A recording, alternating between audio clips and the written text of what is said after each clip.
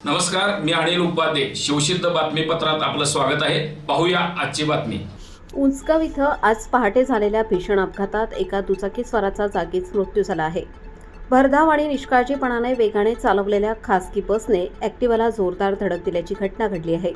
या प्रकरणी गांधीनगर पोलीस ठाण्यात गुन्हा दाखल करण्यात आला असून आरोपी बस चालकाला अटक करण्यात आली आहे. बस भरधाव असल्याने चालकाचे बसवरील नियंत्रण सुटले होते. याबाबत अधिक माहिती अशी की करवीर तालुक्यातील उचगाव इथल्या शिंदे कॉलनीत राहणारे 54 वर्षीय रमेश हरिश्चंद्र राठोड हे एसटी डेपोमध्ये चालक म्हणून काम करत होते.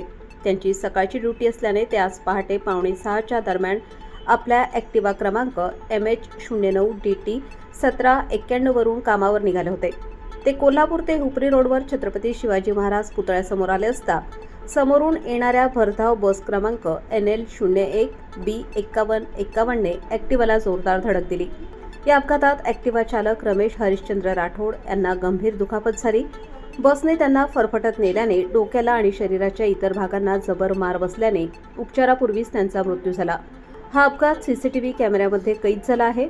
अपघातास कारणीभूत ठरलेली खासगी बस ही भरधाव आणि निष्काळजीपणे चालवली जात असल्याचे प्राथमिक तपासात समोर आले आहे. या प्रकरणी फिर्यादी अक्षय जाधव यांच्या तक्रारीवरून गांधीनगर पोलीस ठाण्यात बस चालक प्रशांत गोटरे यांच्या विरोधात BNS आणि मोटार वाहन कायद्यानुसार गुन्हा दाखल करण्यात आला आहे.